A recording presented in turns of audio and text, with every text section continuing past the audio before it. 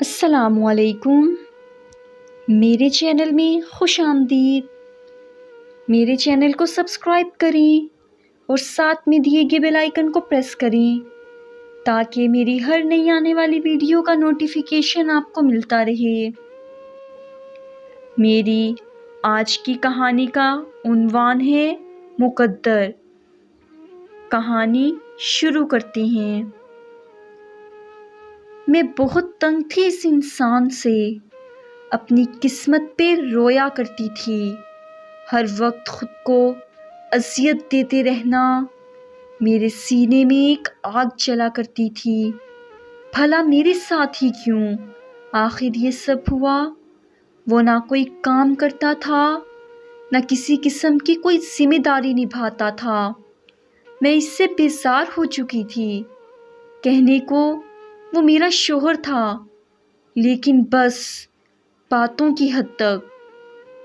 سارا دن بازار میں دوستوں کے ساتھ بیٹھا رہتا، کبھی تاش کھیل رہا ہوتا تو کبھی گپ شپ لگاتا رہتا۔ میں اسے جب بھی کوئی کام کرنے کا کہتی تو بس اتنا کہتا، تم کو کھانے کے لیے مل رہا ہے نا، پھر کیا تکلیف ہے تم کو؟ میں اسے سمجھاتی، زندگی میں اور بھی بہت سی ضروریات ہیں، صرف کھانا پینا ہی نہیں۔ ہمارے اب 2 بچے ہو چکے ہیں، یہ کل کو اسکول بھی جائیں گے، ان کے اخراجات بھی ہوں گے، کون کرے گا وہ پورے؟ وہ مسکرانے لگتا۔ وقت آئے گا، دیکھا جائے گا، تم ابھی سے فکر نہ کرو۔ میں اپنی دوستوں کو دیکھتی تھی، ان کے شوہر نئی موٹر سائیکل، کبھی نیا موبائل، وہ کبھی باہر ڈنر کے لیے جا رہے ہوتے تو کبھی گھر میں کوئی پارٹی کر لیتے، اور ایک میں تھی، 2 وقت کی روٹی بھی مشکل سے مل رہی تھی۔ کبھی جو پیسے مانگ لو تو رونا دھونا شروع ہو جاتا۔ میں بہت تنگ تھی، دل چاہتا تھا بچوں کو لے کر خودکشی کر لوں، لیکن کیسے کر سکتی تھی؟ بچوں کی طرف دیکھتی، خاموش ہو جاتی، میں اس سے دور ہونے لگی۔ دل چاہتا تھا اس سے کہیں دور چلی جاؤں۔ جانتے ہو، وہ خود کو سجا سنوار کر بھی نہیں رکھتا تھا، اس سے سگریٹ نسوار کی بدبو سی آتی تھی، اور مجھے اس بدبو سے نفرت ہونے لگی تھی۔ میں اسے سب چھوڑنے کا کہتی تو میری بات کو جھٹلا دیتا۔ وہ گھر آتا، مجھ سے کھانا مانگتا، میں صاف انکار کر دیتی، کھانا نہیں بنایا، تھوڑا سا بناتی بچوں کو اور خود کھا لیتی۔ وہ شاید جانتا تھا میں یہ سب جان بوجھ کر کرتی ہوں۔ میرے پاس بیٹھنے کی کوشش کرتا، اس سے جھگڑنے لگتی، اسے تانے دیتی، اس سے بے عزت کرتی۔ وہ میری طرف دیکھتا، پھر گالی دے کر کہتا، بکواس کرتی رہو، تمہاری عادت ہو چکی ہے۔ جب وہ چلا جاتا میں رونے لگتی، اللہ سے ہزاروں شکوے کرتی۔ آخر میں ہی کیوں اس جہنم کی حقدار ٹھہری؟ میں نے تو کوئی گناہ بھی نہیں کیا۔ مجھے کبھی امی کے گھر جانا ہوتا تو اس سے پیسے مانگتی، ہزاروں باتیں سناتا، پھر آخر 1000 2000 نکال کر مجھے دیتا اور کہتا، بہت فضول خرچ ہو گئی ہو تم۔ جب بھی امی کے گھر جانا ہوتا لڑتے جھگڑتے ہی گئی۔ وہاں امی، بہن، بھابھی سب کہتے، پارلر جایا کرو، اپنا خیال رکھا کرو، دیکھو رنگ کتنا پیلا پڑ گیا ہے۔ میں چپ ہو جاتی، آخر کیا بتاتی؟ میرے نصیبوں کو آگ لگانے والا میرا شوہر ہی ہے، جو میری زندگی کو جہنم بنائے ہوئے ہے۔ بڑی بہن کا شوہر دبئی جاب کرتا تھا۔ وہ اپنی بیوی کے لیے ایپل والا موبائل لے کر آیا۔ آپ بھی مجھے دکھا رہی تھیں، دیکھو شہناز، ₹1,00,000 کا موبائل گفٹ کیا ہے تیرے جیجو نے۔ میں حسرت بھری نگاہوں سے دیکھنے لگی۔ ایک آنسو پل کو نم کر گیا۔ کاش کبھی مجھ پہ بھی ایسے قسمت مہربان ہوتی، کاش میں نے ایسی دعائیں کی ہوتی، کاش اللہ نے میرے بھی نصیب ایسے لکھے ہوتے۔ بچے اب بڑے ہو رہے تھے۔ ایک دن بچوں کی وجہ سے میری جیٹھانی اور دیورانی سے جھگڑا ہو گیا۔ جیٹھانی نے کافی طعنے دیے، تیرے بچے میرے گھر سے 2 وقت کھانا کھاتے ہیں، یہاں رہتے ہیں، اتنے غیرت مند ہو تو ان کو کھلاؤ نا۔ میں بہت روئی تھی، میرا شوہر تو ہے ہی بے غیرت۔ جب اکبر گھر آیا میں نے اسے بتایا، آج گھر میں اتنا تماشا ہوا ہے، انہوں نے طعنے دیے ہیں اور تم بے غیرت بن کر گھومتے رہو بس۔ وہ بھائی کے گھر گیا، وہاں سب کے ساتھ جھگڑنے لگا، میرے بچوں کو گالیاں دینے والے تم کون ہوتے ہو؟ بات جب بڑھی تو میرے شوہر نے ان سے کہا، مجھے الگ کر دو بس۔ گھر میں دیوار کھینچ دی گئی۔ بچوں کو گود میں لے کر کہنے لگا، اب ان چاچو لوگوں کے گھر نہیں جانا، بھوک لگے تو ماما سے کہنا کھانے کا۔ گالیاں دینے لگا، میرے بچوں کو ڈانٹتے ہیں۔ میں تلخ لہجے میں بولی، اب تو کچھ شرم کر لو، اب تو کچھ کام دھندا کر لو۔ وہ بولا، کیا تم ہر وقت میرے پیچھے پڑی رہتی ہو؟ کبھی پیار سے بات کر لیا کرو، جب دیکھو مجھے طعنے دیتی رہتی ہو۔ تم کو سب کچھ ملتا تو ہے نا، پھر کیوں تماشا کرتی ہو؟ میں نے چلا کر کہا، سب کے گھر میں نئی موٹر بائیک ہے اور ہمارے پاس پرانی سی ٹوٹی ہوئی۔ یہ میرا موبائل دیکھ رہے ہو، 5 منٹ بھی اس کی بیٹری نہیں رہتی۔ بچوں کی ہزاروں ضروریات ہیں، تم کیوں نہیں سمجھتے؟ میں پاگل ہو جاؤں گی؟ میری شکل دیکھو، میں بھکاری بن گئی ہوں، تھک گئی ہوں میں۔ میرے پاس بیٹھ کر بولا، تو ہر وقت جھگڑتی رہتی ہے، کبھی تو پیار سے بات کر لیا کر میرے ساتھ۔ میں نے اسے سائڈ پہ دھکا دیا، وہ خاموش ہو گیا۔ میں تھک ہار گئی تھی، اب سوچ رہی تھی بس اس سے طلاق لے لوں گی۔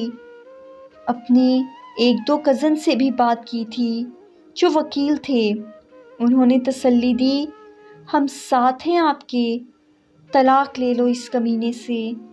میں سوچ رہی تھی آج گھر آئے گا تو بس اس کو بول دوں گی طلاق دے دو مجھے۔ میں انتظار کر رہی تھی، وہ رات 10 بجے آیا، بچے سو رہے تھے، دونوں بچوں کے ماتھے پہ بوسہ کیا، ان کے ہاتھ چومے، پھر چارپائی پہ بیٹھ کر مجھے آواز دی، شہناز مجھے روٹی دے۔ میں کروٹ بدلے لیٹی رہی۔ اس نے پھر آواز دی، شہناز سن لے، اٹھ جا۔ میں چپ رہی۔ وہ پاس آیا، مجھے دیکھا، میں نے آنکھیں بند کر لیں، مجھ پہ کمبل اوڑھ کر بولا، تھک جاتی ہے سارا دن۔ کچن میں گیا، کھانا دیکھنے لگا، کچھ بھی نہیں تھا کھانے کے لیے۔ ایک پیالی میں نمک مرچ ڈال کر اس میں تھوڑا پانی ملا کر سوکھی روٹی کھانے لگا۔ میں دیکھ رہی تھی، میں دل میں سوچنے لگی، کتا مرتا بھی نہیں ہے، کھانا کھا کر سو گیا۔ دوسرے دن صبح ہم کسی بات پہ جھگڑنے لگے۔ میں نے اسے کہا، بس مجھے طلاق دے دو، میں اب برداشت نہیں کر سکتی، میں تھک گئی ہوں۔ غصے میں نے اس کے کپڑے بھی پھاڑ دیے۔ وہ طلاق کا نام سنتے ہی چپ ہو گیا، جلدی سے کپڑے چینج کرنے لگا۔ پھر بائک لی، باہر جانے لگا۔ میں نے چلا کر کہا، اللہ کرے تو مر جائے، میری جان تو چھوٹ جائے تم سے۔ وہ بائک باہر کھڑی کر کے کمرے میں گیا، کسی کاپی پہ کچھ لکھا، پھر چلا گیا۔ میں گالیاں دے رہی تھی، رو رو کر تھک گئی۔ میں اسے بددعا دے رہی تھی۔ میں نے ارادہ کر لیا تھا، بس اب اس انسان کے ساتھ نہیں رہنا۔ 2-4 گھنٹے گزرے، میں میکے جانے لگی، بچوں کو ساتھ لیا۔ اتنے میں گلی میں ایک شور سا برپا ہوا۔ میں رو رہی تھی۔ ہمارے دروازے پہ دستک ہوئی۔ میں نے دروازہ کھولا، پورا گاؤں چارپائی اٹھائے میرے دروازے کے سامنے کھڑا تھا۔ میں حیران تھی کیا ہوا۔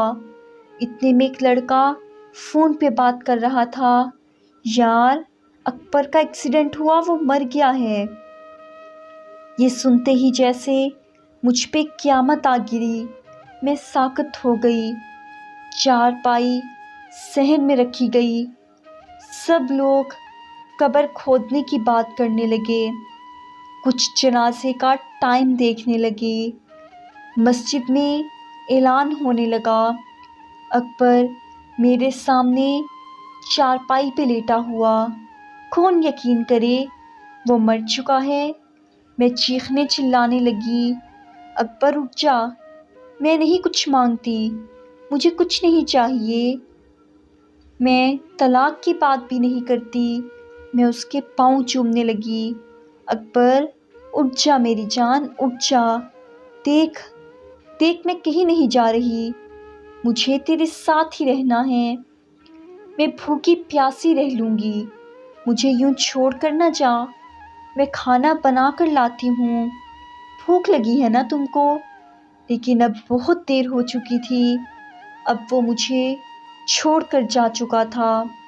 میں چیختی رہی، لیکن وہ منو مٹی تلے جا سویا۔ اس کے جانے کے بعد مجھے دنیا کے رنگ نظر آنے لگے، مجھے رشتے بدلتے دکھائی دینے لگے، پھر جو اپنے تھے وہ سب منہ موڑنے لگے، مجھ پہ دنیا نظریں کسنے لگی، بچے بابا ڈھونڈنے لگے۔ اب کون ان کا نیند میں آ کر ماتھا چومے گا، کون مجھے آواز دے گا، کون میرے تلخ لہجے برداشت کرے گا۔ مجھ سے مکان چھین لیا گیا، جو حصہ بنتا تھا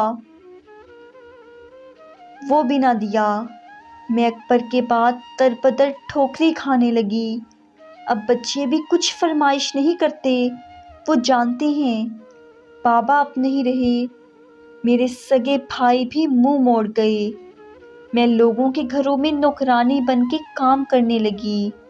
ایک دن مجھے اس کی ڈائری ملی، جس پہ لکھا تھا، شہناز سے شادی کر کے بہت خوش ہوں، شہناز سے بہت پیار کرتا ہوں، وہ پاگل ہے، بالکل سمجھتی ہی نہیں، جھگڑتی رہتی ہے، دیکھو آج اس نے مجھے کھانا نہیں دیا، وہ کہتی ہے مہنگا موبائل لا کر دو، اسے کیسے بتاؤں، نہیں لا سکتا۔ آج میرے بچوں کو میرے بھائی نے گالی دی، میں بہت رویا ہوں، میرے بچے میری جان ہیں۔ شہناز کو بخار ہے، وہ بیچاری میرے لیے کیا کچھ برداشت کر رہی ہے۔ اللہ نے چاہا ہمارے حالات بدل جائیں گے، پھر شہناز کو دنیا کی ہر خوشی دوں گا۔ اب وہ مجھے کھانا نہیں دیتی، میں جانتا ہوں ناراض ہے مجھ سے، میں نے نمک مرچ سوکھی روٹی کھائی ہے، آج میری کمر میں اینٹ لگی ہے، زخم بہت گہرا ہے، شہناز کو نہیں بتاؤں گا، پریشان ہو جائے گی بیچاری۔ ڈاکٹر کہہ رہا ہے 15 ٹانکے لگے ہیں، آج مجھے چوٹ بھی لگی ہے، کہہ رہی ہے طلاق دے دو، میں مر جاؤں گا اس کے بنا، ابھی غصے میں ہے، ٹھیک ہو جائے گی۔ میں ڈائری کو سینے سے لگا کر چیخ چیخ کر رونے لگی۔ ہم سفر تو ہم سفر ہوتا ہے نا، وہ جیسا بھی تھا میرا سایہ تھا، میری ڈھال تھا۔ اس کے بعد زمانے کی ٹھوکریں کھا کر میں سمجھی ہوں اس کے ساتھ میرے دونوں جہاں تھے۔ تھک ہار کر گھر آتی ہوں، اب ٹوٹ گئی ہوں۔ فارس بھائی، میں بچوں کی خاطر زندہ ہوں بس، ورنہ کب کی ختم ہو جاتی۔ میں خود کو اذیت دیتی ہوں، کیوں جھگڑتی تھی اس کے ساتھ، کیوں اس کو ستاتی تھی، کیوں میں لوگوں کو دیکھ کر بڑے خواب دیکھتی تھی۔ وہ میرے ساتھ ہوتا تو شہزادی سی زندگی گزار رہی ہوتی۔ کیا میں بخشی جاؤں گی؟ اللہ مجھے معاف کرے گا؟ میں مشکل وقت میں اس کا سہارا، اس کی ہمت نہ بن سکی۔ میں مطلب پرست، لالچی ہو گئی تھی۔ اب تو اکثر لوگ میری مدد کرتے ہوئے میرے جسم کی بات بھی کرتے ہیں، میرے لیے دعا کرنا اور سب عورتوں کو بتانا پیسہ ہم سفر کے سامنے خاک بھی نہیں ہے۔ لالچ اور بڑے بڑے خواب کی تمنا میں لوگوں کی نوکرانی نہ بن جانا۔ شوہر اگر ایک وقت کی روٹی بھی کھلائے تو مسکرا کر سینے لگ جانا۔ خدا کی قسم، زمانے کی لاکھ تلخیوں کو وہ تمہاری خاطر اپنے سینے پہ برداشت کرتا ہے۔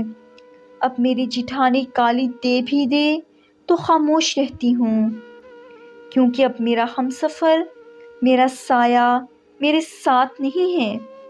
پلیز، اگر کوئی بہن اپنے شوہر سے یوں بیزار ہے تو سمجھ جاؤ اس سے پہلے کہ آنسو مقدر۔